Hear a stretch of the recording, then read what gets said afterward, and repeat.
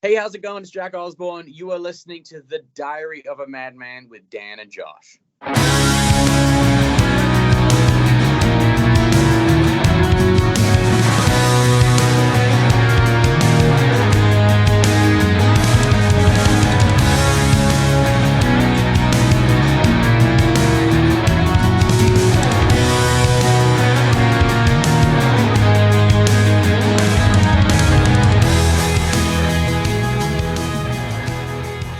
Hello, welcome to a special edition of Diary of the Madman, the ultimate Ozzy Osbourne podcast where we geek the fuck out about all things Ozzy and all things Ozzy related.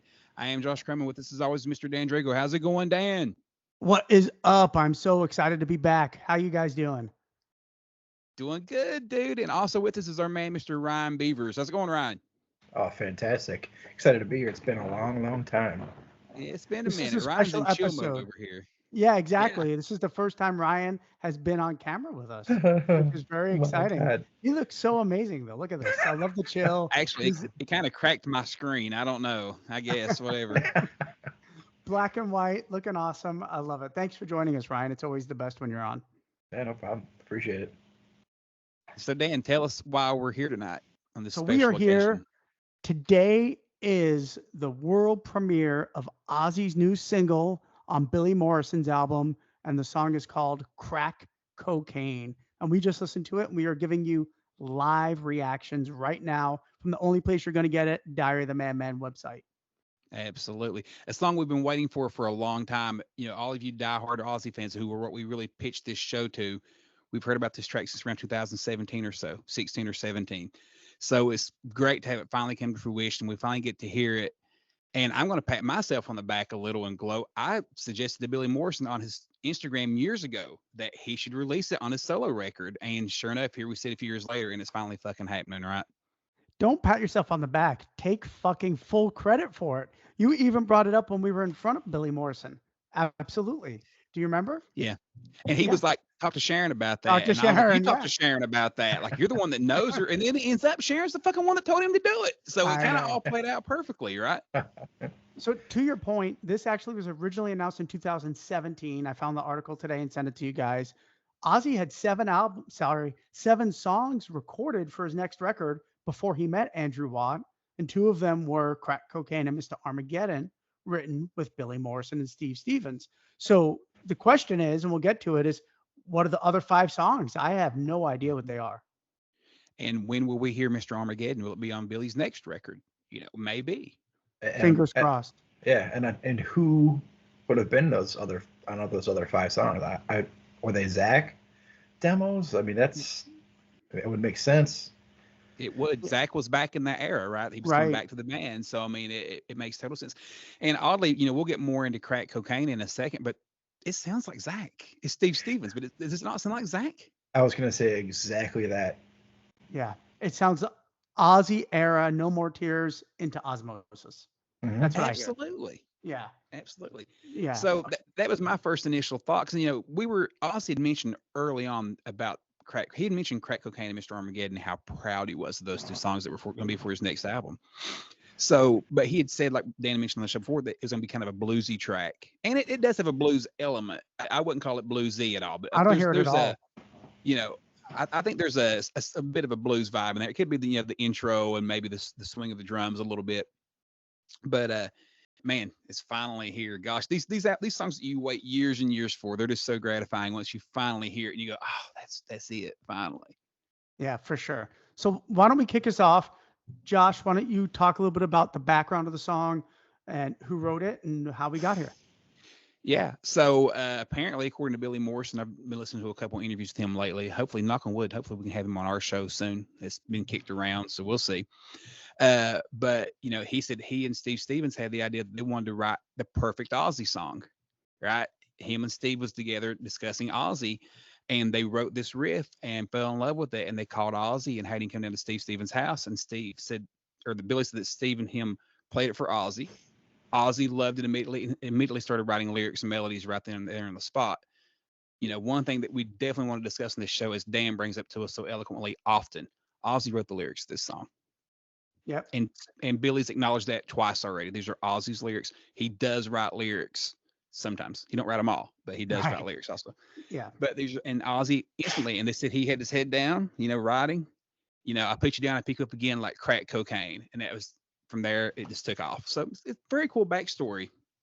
Yeah, very similar to Gods because Ozzy wrote the lyrics to Gods as well. And maybe there's something to it. Maybe he feels really comfortable with Billy that he can, write to his music and not feel that Billy's going to maybe criticize him or, because we know Ozzy, it's all about confidence, right? But I think the lyrics are perfect. When I first heard the song was called Crack Cocaine, I was a little bit worried it was going to be about someone addicted to crack cocaine, kind of like methademic, right?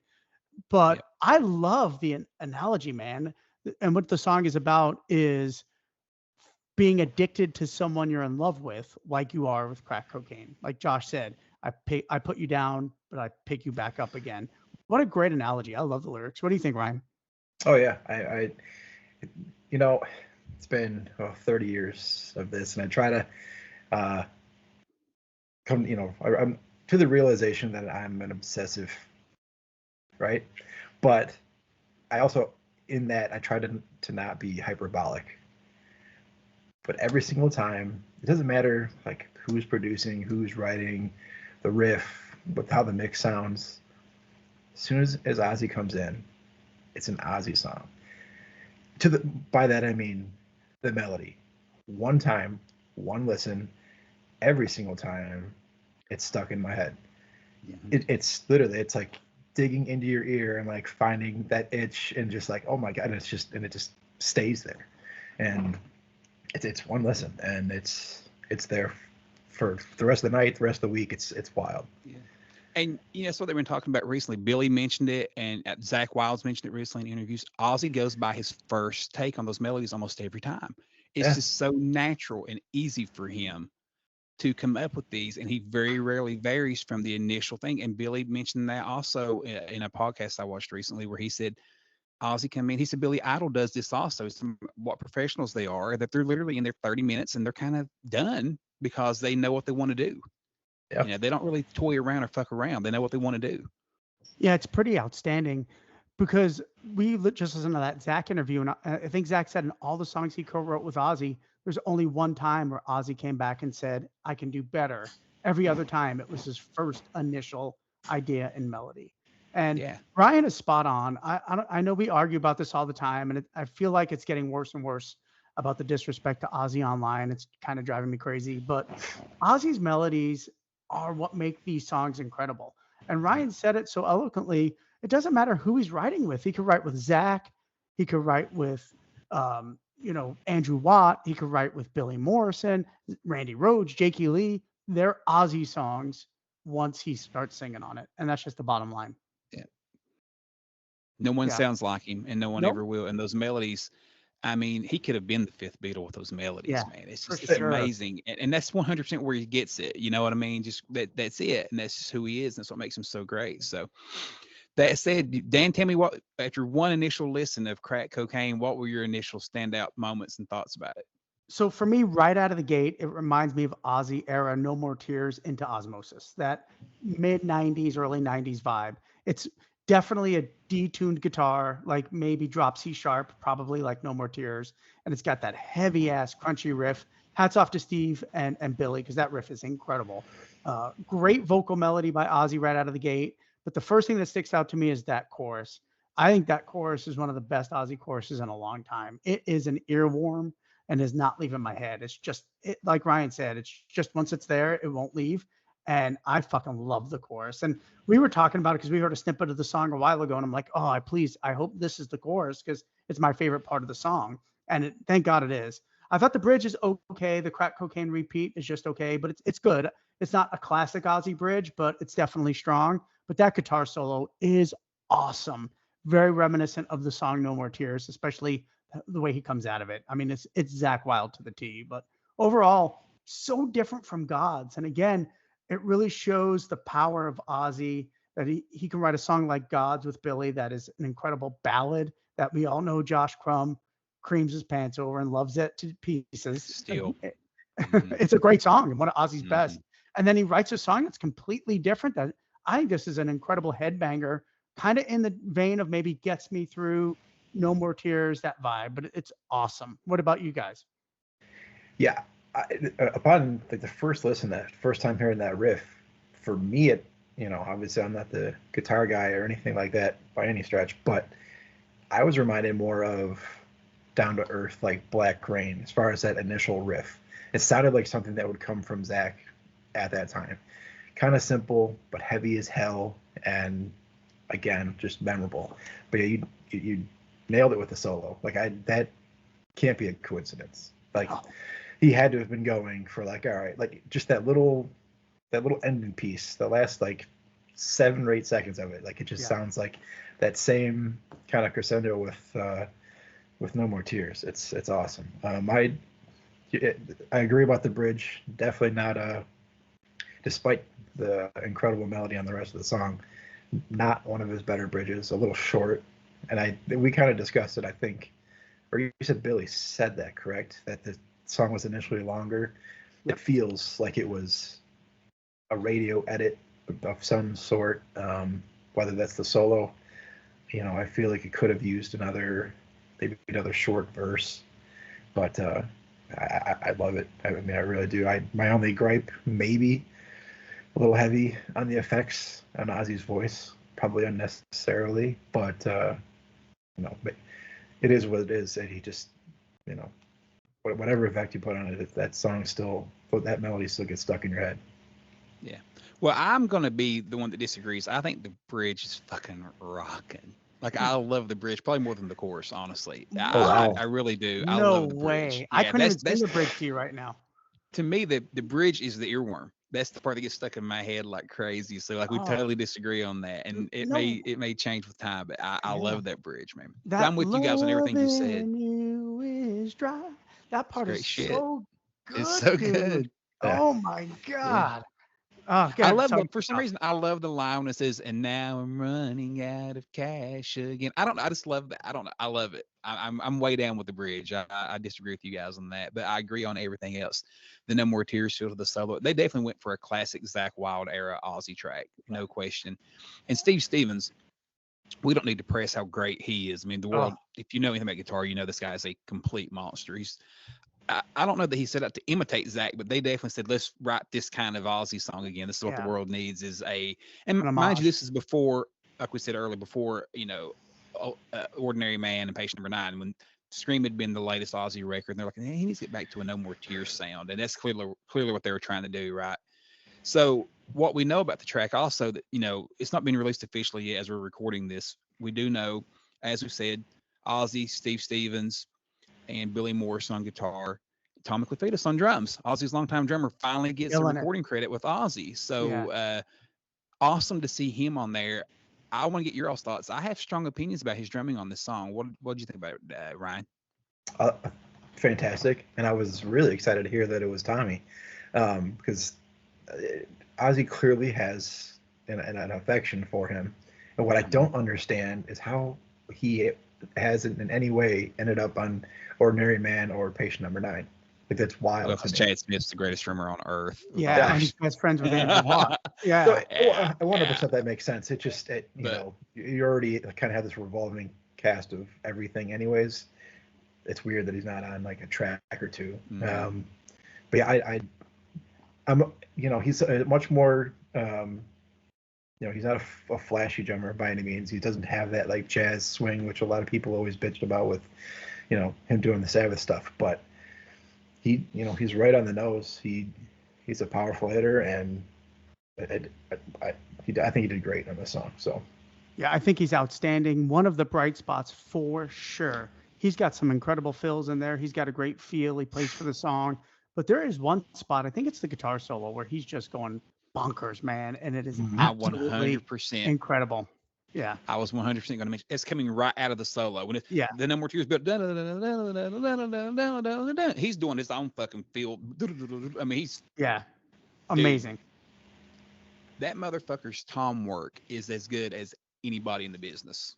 Agreed. You agree, Dan? His 100%. Tom work is fucking unbelievable. He's got about 4 fills in that song that you just go, as new listeners, we've only heard it 2 or 3 times each. You're listening to Ozzy and you're listening to Steve Stevens, but as we get time to settle in and really hear Tommy's drumming, his feels are freaking atrocious, like in a good way. But one thing I was gonna say, Ryan, you mentioned the swing, right? Everyone's complaining about Black Sabbath. I think if you listen close to his drumming in the verses, he's swinging a little bit, man. 100%. More than I expected from Tommy. He's swinging a little bit. Yeah. I think he could have done 13, no problem, to be honest. And nothing against Brad Wilk, but I think Tommy might have been the better fit in retrospect, 11 years later. Yeah. Well, the guys wanted him. I mean, even Tony and Geezer, right? They all really pushed. It was a Rick decision. Yeah. So yeah, Rick put his foot down and brought in Brad Wilk, which is crazy. I would have rather seen even Chad Smith, because like you said, Chad Smith would have killed it. I mean, no question. He would have been 100%. Amazing.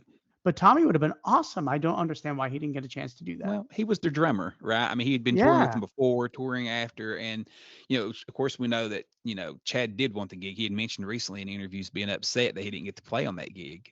And, recording with Ozzy and Tony Iommi on Patient Number 9 was kind of fulfilling a dream for him that he could finally at least do that. So, we'll see, man. But, yeah, I mean, all in all, I'm extremely happy with this track. I mean, it's fun. That's all you can really ask for. It's not going to break ground or anything. It's not going to be Ozzy's highest charting single, but I think it's definitely deserving to be a single, deserving of a music video, deserving of being pushed on the radio. It's I don't know what it'll get shit.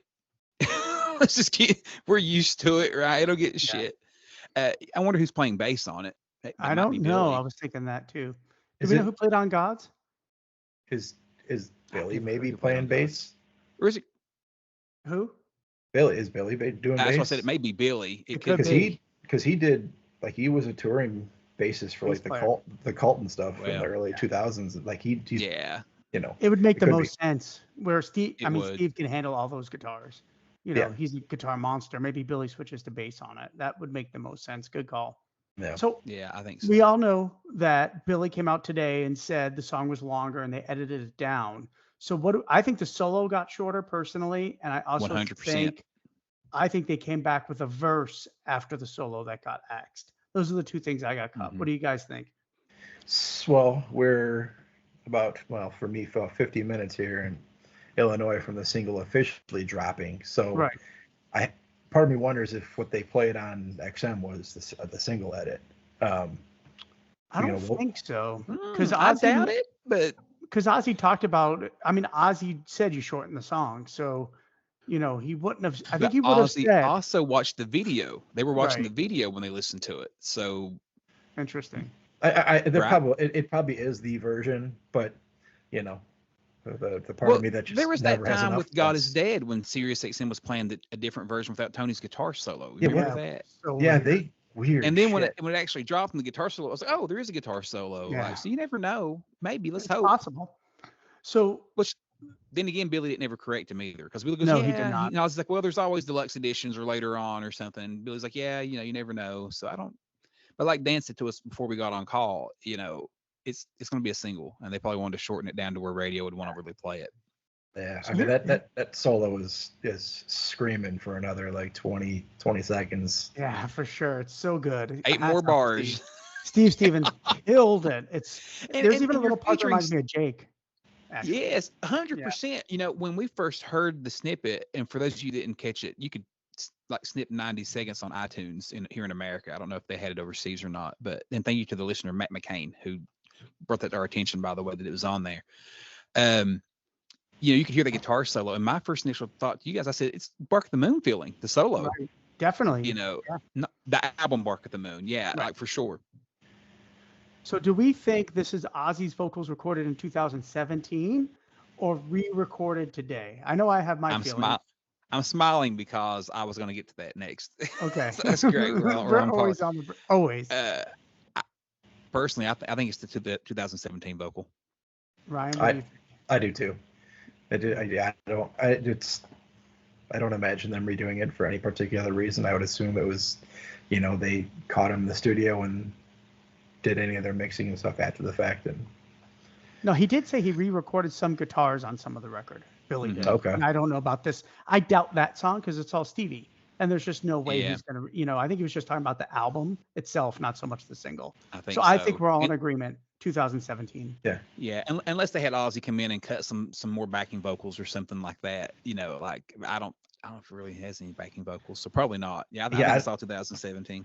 I think that's what I can't imagine Ozzy doing that. And like that's one of my favorite stories that Billy has told a handful of times on top of other people. It's like he goes in, he does it, he's able to do a double exactly the same way. Cut, I'm out of here. Like that's exactly what I picture. I picture him like shuffling in, mumbling some things, scribbles some lyrics, and he's just out. Like it's just amazing. That's impressive as hell. Ryan, you know how hard it is to actually double like that? I mean, not a clue, but I can only imagine. It's fucking hard. And nobody does it like Ozzy because you have to have that natural flange effect.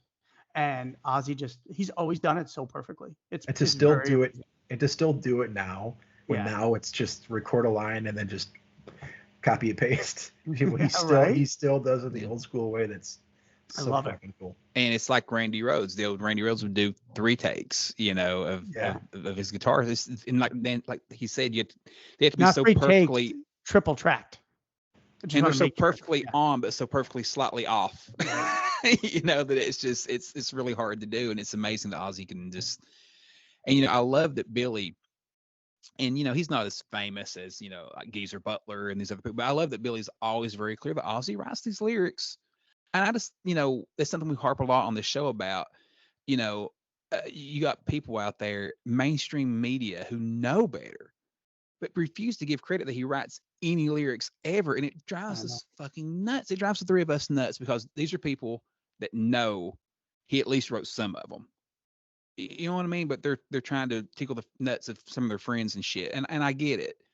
But I love that Billy's always so clear that Ozzy comes in, puts his head down, writes the lyrics, puts his head up, puts his head up. And I love it. I love hearing stuff like that just because there's no denying that. It's fact from the person who helped write the song with him, It's even getting worse than that recently, Josh. And this is my frustration. And I'm not going to lie, probably some of the reason I've even pulled myself away a little bit from the scene and doing the podcast and everything, because I'm just so tired of the negative Ozzy hate. It bothers the shit out of me. And not only do they claim he doesn't write lyrics, they almost claim now he's a fucking buffoon that is lucky and just been happenstance for 4 years that he has had an incredible career and has had absolutely nothing to do with any song that has ever been written in that 54-year career. And it drives me fucking bonkers. Go ahead, Ryan. Yeah, I don't have a whole lot to add to that. That would be wouldn't have to be censored a lot, but it's just jealousy, man. Whether they're jealous of Ozzy himself or the fact that whatever artist that they bow to was never as big or isn't as big, to think that he's been a relevant artist for 5+ decades. Surviving all of them, 70s, 80s, 90s, 2000s to 10s, never being relegated to some like club act, some theater act, a sellout arena act his entire career. Someone who's been on the charts his entire career. And how many drummers, bassists, guitarists, lyricists has it? Like, there's one common denominator here. Yeah. And all the credit in the world to the Bob Daisies of the world and everything, but tell me something the guy's done that's worth a shit in the last 35 years. Right. Name one. Tell me one thing. Yep. Here we are. Stated perfectly. Stated very well. I mean, it's just the reality. So that kind of leads us into one other thing we wanted to talk about before we. I got one more question though. No. Let's go on crack cocaine all as you want, man. Let's go. So obviously we know 2017. This was written. So here's the big question. I'm going to ask all our listeners, but I really am dying to hear your guys' opinion on this. This is supposed to be an Ozzy Osbourne song. This was written for an Ozzy album. I meant to mention that earlier. Thank you for bringing that up. Yeah, that's okay. Yeah. Does this song hold up if it was on the next Ozzy record? On the follow-up to Patient Number 9, the new Ozzy record, this is a song on it. Does it hold up? Does it hold up? And is it good enough to be a single off of an Ozzy record? Right. I think it maybe not patient number 9, because I think we agree at this point. It's like just another. It's so good. It's another level. Right. But 100%, this is like a track 3, track 4 on like Ordinary Man. It's better than a lot. Yeah, it Better is. than Goodbye by a lot, my right? God. Yeah. Two others. I won't get into a fight here, but Yeah. But I mean, yeah, it's. I would say it holds up right in between them. So good enough to be on the next Ozzy Osbourne record. Sure. Okay. You know, at the same time, you know, but then again, we got like Degradation Rules, right? You took my thunder, you fucker. That's exactly what I was gonna say. Fuck you guys. Degradation Rules is better than you guys give It's it credit probably better than Degradation Rules. That's what I was gonna say. That's not necessarily a slight on Degradation. Not Rules. at all. Fucking love Degradation Rules. If you would have played me that album front to back 10 times prior to the release, I never would have guessed that to be a single. I understand why they did. A Grammy winner. Yeah, yes, and I understand why they did. There was the Tony connection, but you know, whatever. So I guess I don't know what I'm talking about. Like, you always get thrown for a loop. So could have very well just been right in the middle of patient number 9 and been a single. What the hell do I know? So what do you think, Josh? Ryan just stole my thunder. I was gonna say I think it's better than some of Ordinary Man, better than 3 or 4 songs on that record at least. Better to me, it's right there with Degradation Rules. I'm not gonna say better, but it's right with it. It's just in that vein. So yeah, as far as being on an Ozzy, like you said, it was written for an Ozzy record. I think so.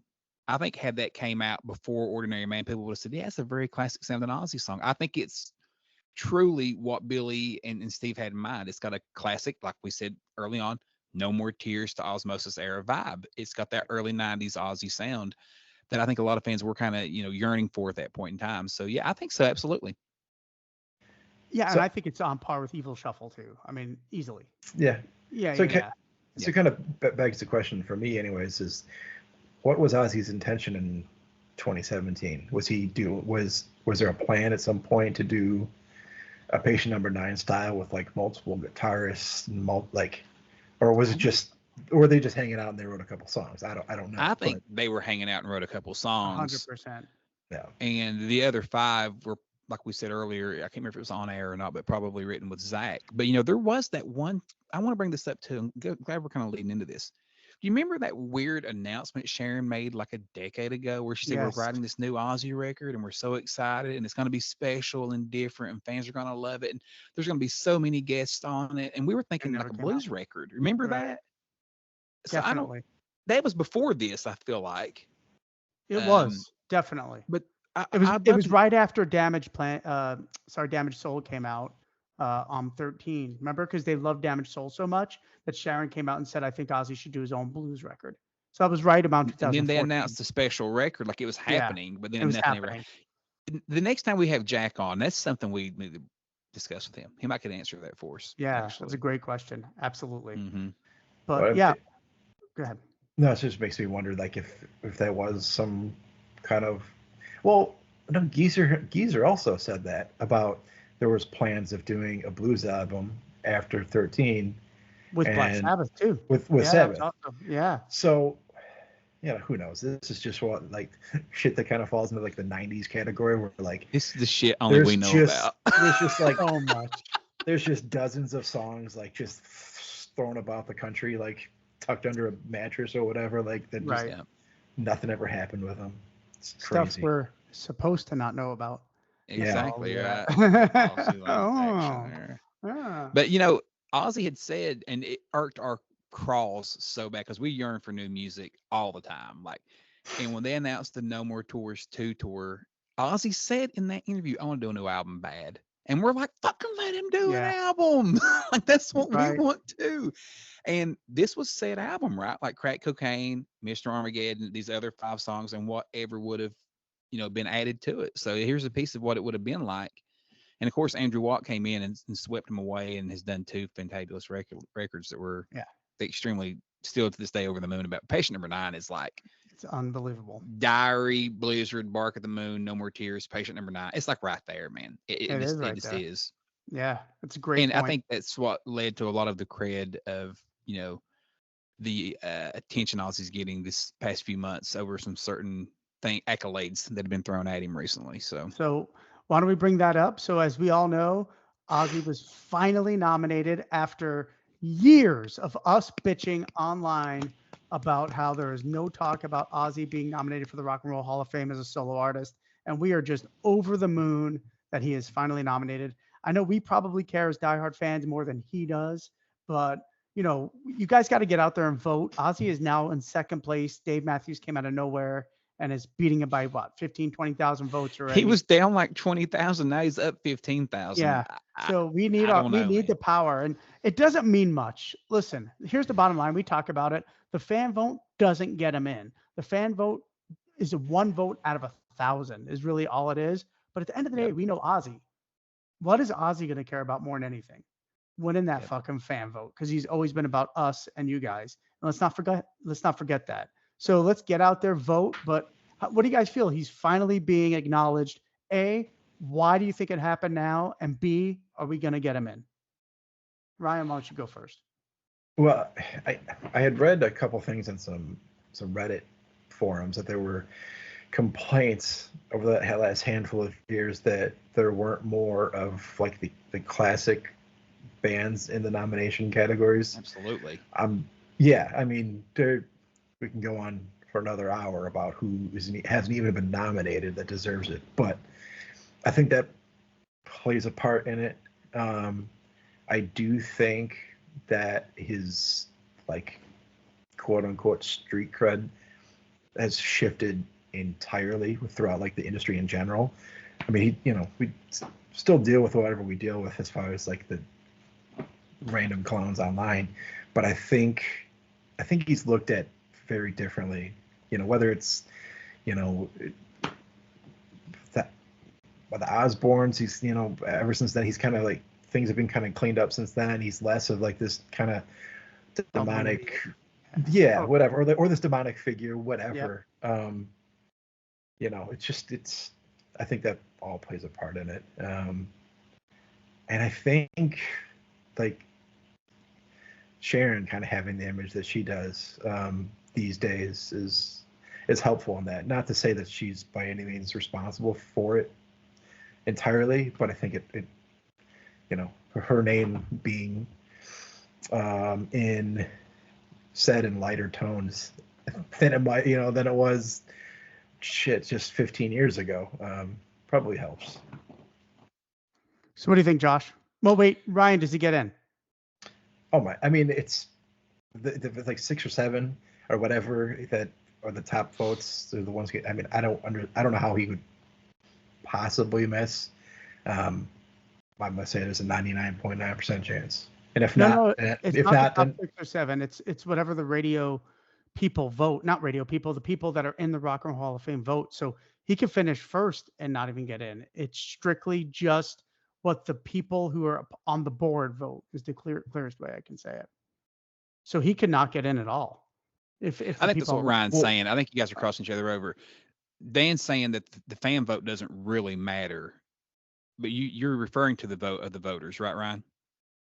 Yes, isn't it? It's like the top 6 or 7 highest votes within the voters. The voters. Yeah, yes. I just want to clear it up for our fans too that yeah. If they think he's in the top 6 or 7, he gets in. It has to be through the voters. So thanks for clarifying. Basically, the fan vote is like one vote. 1,001 voters. Yeah, exactly. Yeah. So, yeah, I'm going to go ahead and go with Ryan. I think I do. I feel extremely confident. And, we've talked about it on the show before. If he would just get nominated, he'd fucking get in because the world, as we said on here, and I've heard it for the past month, Ozzy's not already in. That's all I've fucking heard from everybody. Like, Ozzy Osbourne's not in. I'm like, well, he's in with Sabbath, so they kind of, he's not in already solo. It's like, no. Nope. Never been nominated. And I can't believe they're going to put him in without Jakey Lee. Oh, my God. I want to get to that too, Josh. So go ahead. Yeah, I'll leave that for No, it's okay. Go ahead. You go. And God knows I love Jakey Lee. Look, my favorite gig I ever had was opening for Jakey Lee. This because it was Jakey Lee to me. You know what I mean? Like but I'll let Dan get on that. But no, I do. I feel very confident. I feel like the world truly is going, and even the voters probably going, shit, Ozzy's not in. But I do think why right now is the right time. Two reasons. It probably doesn't hurt that Tom Morello is on the committee. And we all know that Tom Morello loves fucking Ozzy. Tom's why Right. Randy Rhoads got in. We all know it. And there's nothing wrong with that. Tom's going to look as a rock guy. This guy is an icon and an idol in the guitar industry. And we need to honor Randy Rhoads. You know, it's just, and I think he went back this year and was like, no fucking Ozzy Osbourne. What the fuck? You know, and I think Tom was huge in that. But I think to back it up, we've already discussed it on this show. Patient Number 9 was fucking stellar, and the world knew it. Right. You know, when he won Best Rock Album, that Grammy, the Grammys can be so, we know, man, the Grammys can be like when they're voting for you, you love it, but you think like, oh, they're stupid, you know, Jethro Tull. That album deserved Best Rock Album, man. It really did. And I think when he put out such a stellar record at this point in his career, and after being on, I mean, everybody thought he was going to die 4 years ago. You know what I mean? He thought he was going to die. And he's put out two great records since, the newest one being absolutely stellar.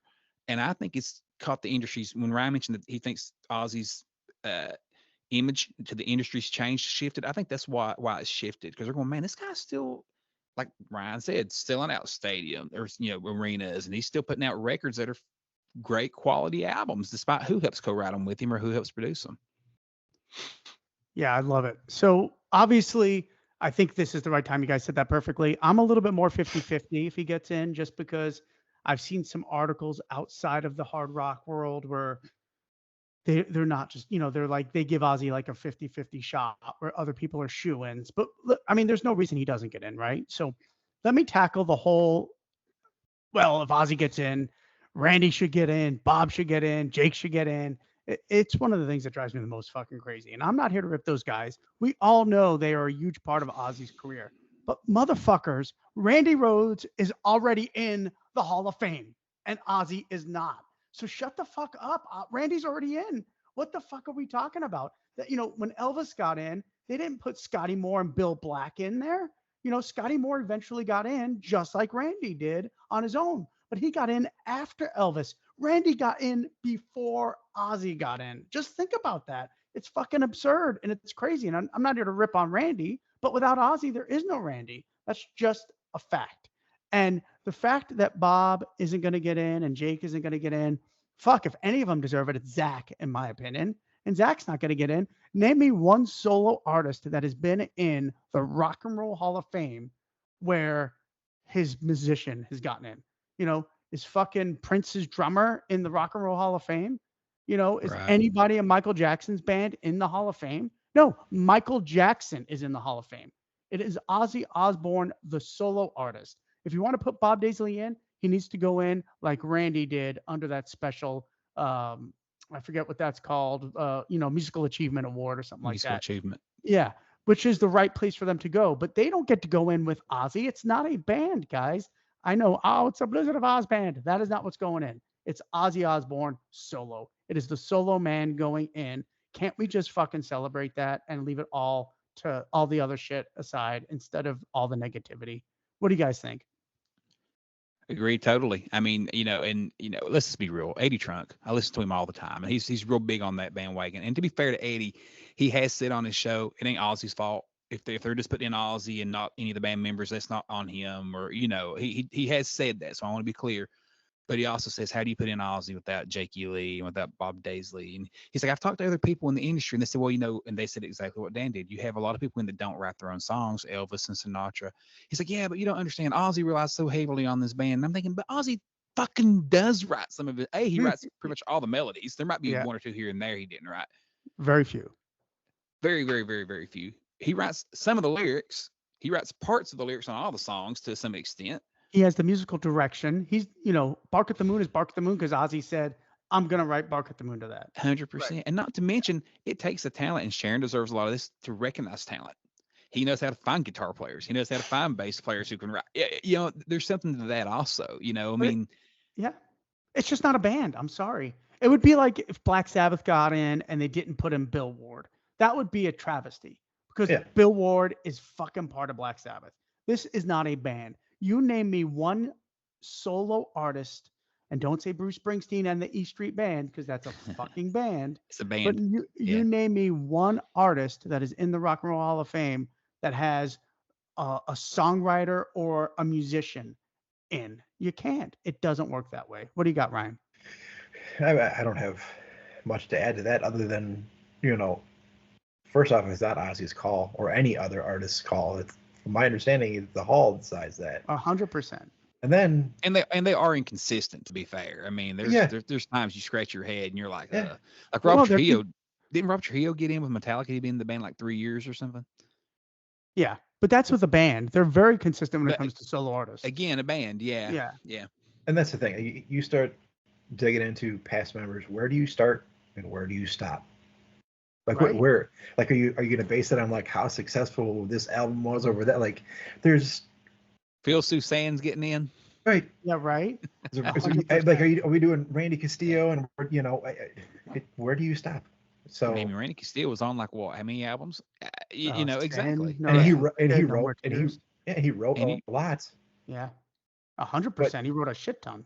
Yeah, and there's no Ozzy will forever be the first person to call out anyone and everyone that's ever done anything for him. He's never claimed outside of all the Bark on the Moon credit BS, like on his own as a person, to be like some sole individual who does everything.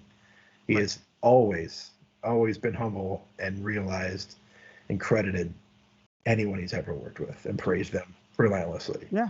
Outside of Bark at the Moon, most Ozzy songs, have about 4, 5, 6 songwriters. I mean, look at some of the liner notes on No Rest for the Wicked, man. There are so many songwriters on that song.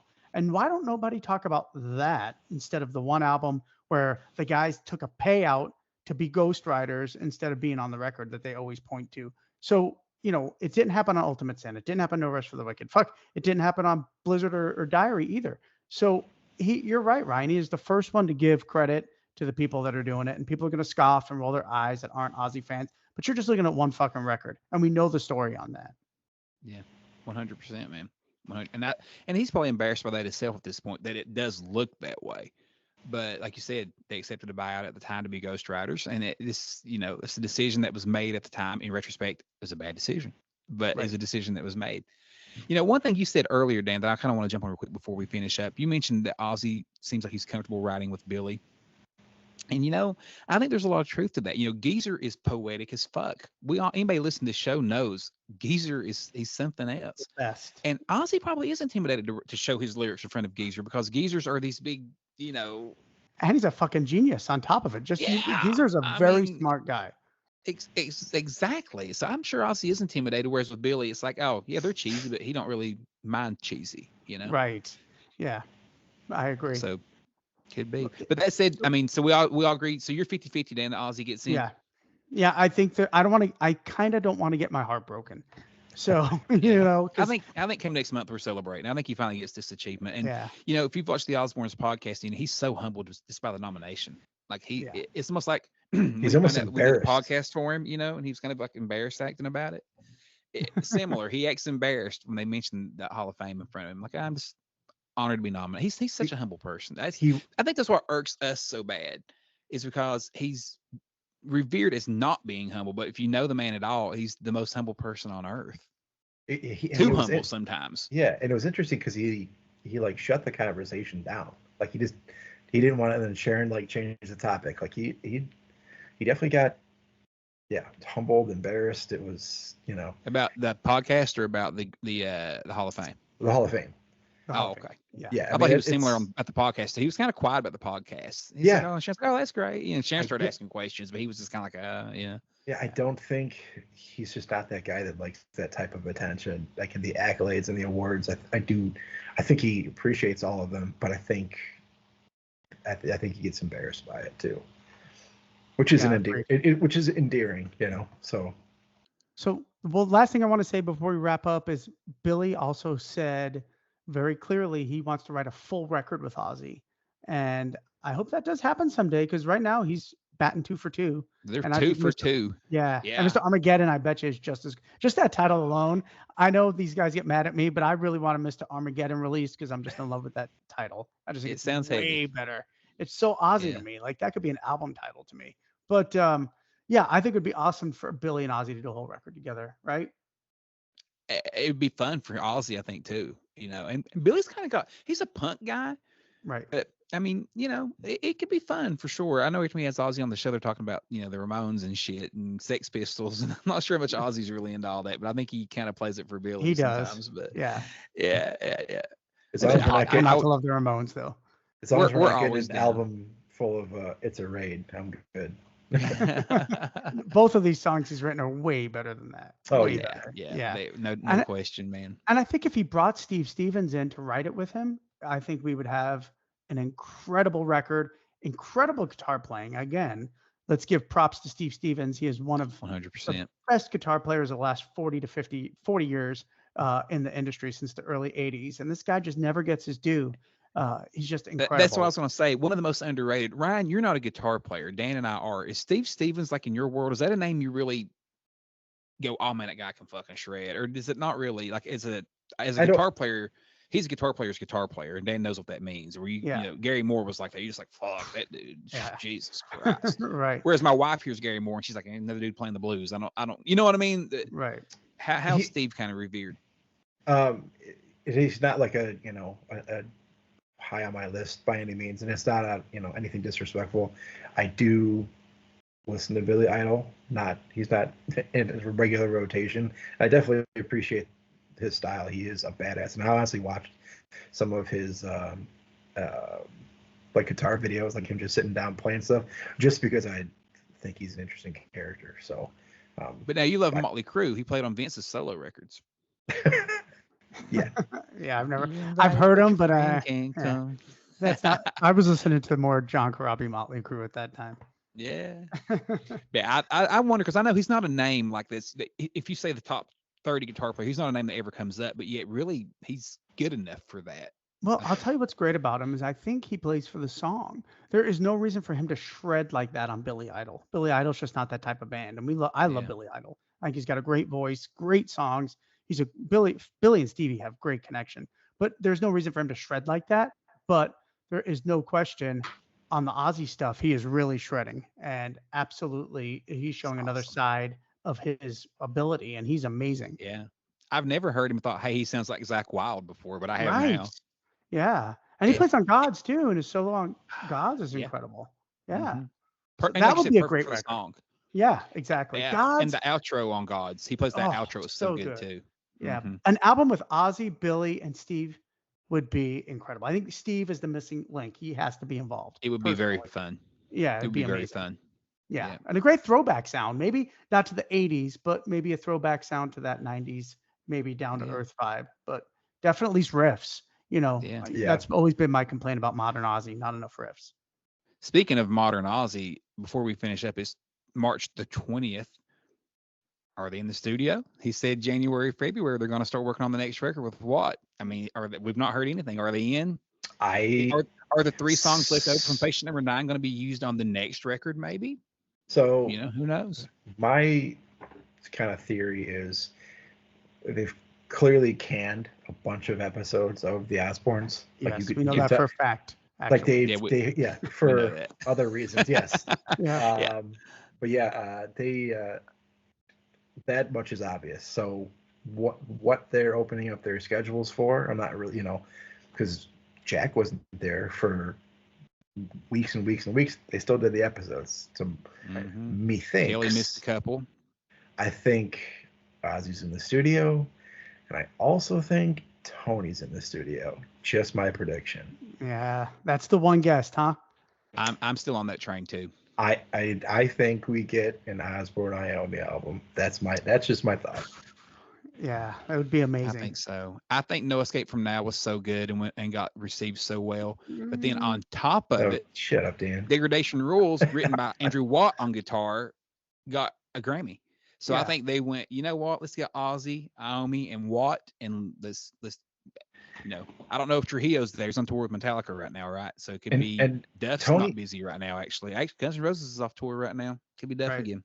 And Tony, he wrote something online last year. It was December, something like that. Do you remember? He said something like "See you next year." Yep. To Ozzy. So whether that was an intentional kind of like subtle thing, I don't know. But What's your But thoughts, I'm Dan? really torn. I just don't know if I want to. I know this sounds sacrilege, but You'd want it I, all. I mean, anything. You'd take I'd any rather of it, of have a new course. Yeah. record like Patient Number 9, I think, over just an Iomi Osborne No, record. dude. No. If it's still in them, if we got like a Fused but with Ozzy, Well, Fused holy, is incredible. holy shit, holy Yeah. shit. Yeah. I agree, Ryan, but I think Fused is considerably better. This is probably sacrilege than the Iomi record he did with all the singers. I think I Fused agree. is Yeah. way better. I- Like I almost said Who Made Who. Who's Fooling Who is a fine song, but it's nothing to write home about. I don't need an Yeah. album full of Who's Fooling Who. Yeah, but I think Fused, an album Ozzy full of singing over Fused. Degradation Rules and No Escape from Now, though. It's Yeah, just- No Escape from Now. I was jamming the other day. You guys be proud of me. Okay. Here's the real question. You have one guest they've made that clear, right? And Jack told us on this show we're going to be over the moon. Yeah. Would you prefer Tony Iommi or Jakey Lee? Can I go first? Yeah, Yeah, Jakey Lee for sure. Yeah. Jakey Is Lee. that? Yeah. Sorry, I would guys. take Jakey Lee. Just because the Yeah. Tony thing's been done. Jake's Exactly. it's been since Ultimate Sin, man. Ultimate If I can get 96. a sniff of a Bark at the Moon style record, I could die a happy man. When I mean, when he released Deceived, from Red Dragon Cartel, and it had a Bark of the Moon vibe, I was like, oh Yeah. my god, it'd be such a Yeah. good Ozzy track. Like, an it's so album with good. Jakey Lee writing the riffs and Ozzy doing it. It is the holy grail for me. Bring in Bob, bring in Tommy Aldridge back, bring the Bark. Oh, that'd be great, wouldn't it? Don Airy. It would be the ultimate. I think the fans would go apeshit. And real quick, for anyone that's not, before Ryan goes, if you've never seen those videos of Tommy Aldridge playing Over the Mountain and Crazy Train on YouTube and on awesome. Facebook, you got to dig those out. He's still a fucking monster. Yeah. Those are so fun to watch, aren't they? They really are. But we could do Yeah. the Bark at the Moon lineup. I mean, everybody's got to put their ego aside. Everybody, not just the Osbournes, but who wouldn't? It would be a huge last payday for Bob and Jake too. Huge. And I don't know why they wouldn't do it. What do you think, Ryan? We've kind of touched on this before. I think Ozzy would do it tomorrow if it was solely like they asked him. Yeah, sure. I think you would absolutely sit down in a room with Bob again and just go to town. I don't think that would be an issue whatsoever. Then we'd all be in a room by ourselves going to town. I might. Hey, so Ryan, what's your answer, Jake or Tony? I mean, I guess I'd have to say Jake, just for that reason. Like, it's been damn near as many years as I am old, so it's Crazy. But yeah, I just don't see them. I don't see Sharon going down that rabbit hole. Well, Jake also has a hard stance that he wants to have credit for Bark at the Moon before he did. True. But Sharon it's been well documented. Sharon has a soft spot for Jake. She's asked him back in the band. She's asked him back on 2 occasions. Yeah. And then his daughter, Jade, and Kelly grew up together when they were younger. So they're kind of connected. I don't know how much they keep in touch now. Probably none. Right. But Jake's the one that's got a soft spot, I think, with Sharon, to be honest with you. I think it would be amazing. And I feel like there's unfinished business. I still feel Jake left in a weird way with the tribute coming out and everything else and the whole Phil Sassoon story and what really happened there. I just think there's unfinished business between the two of them. Yeah. The whole world does. I think realistically we could see a song. Like Jake's got something kind of in the can. Yeah. Shows it to him and then Ozzy, puts a vocal and some lyrics to it. But I just have a hard time seeing a 10-track album. Or even kind of like Patient Number 9 where he does a guest solo. No, I want a Jake written song. I want a Jake written song also, but I'm Yeah. just saying I could see at least doing something like that to kind of just to tie it together at least. Yeah. I'm shocked they didn't reach out during Patient Number 9 at all because it would have been the tipper. Yeah, over Jimmy fucking Page. I'm sorry, but give me Jakey Lee all fucking day and then all day for me. Yeah. Please. Yeah. So, well, thank you guys. Thanks for jumping on so fast, Absolutely. man. This is exciting. New Ozzy song, guys. I mean, it's pretty fucking exciting. And a video. I'm excited for the so video. long. Yeah. I can't wait to see the video. Yeah, the video's not out yet. Cool. He looks fucking cool, so I'm ready for it. Yeah. By the time you guys see this, the video will be out. Paris Jackson's in there and a bunch of people and shit. And it's supposed to be a killer video. So Ozzy was bragging on Billy's work. I guess Billy produced the video. Yeah. So he was bragging on how good it is. So yeah, exciting times, man. Guys, crank it up, man. Crack cocaine is here. Guys, anything you say before we go out? Let us know what you think of the single. Who would you rather have on the next Ozzy record, Jakey Lee or Tony Iommi? That's a great question, Josh. And what do you guys think? Is this song good enough to be on an Ozzy solo record? And would you like to see a full Ozzy, Billy Morrison, Steve Stevens record? I know it's a lot of questions, guys, but let's get the social media platform up and running a little bit more. Let's get it going. All right, guys. Crank it up. Enjoy. Until next time, we'll see you all on the other side. Thanks for coming. No, thank you for coming.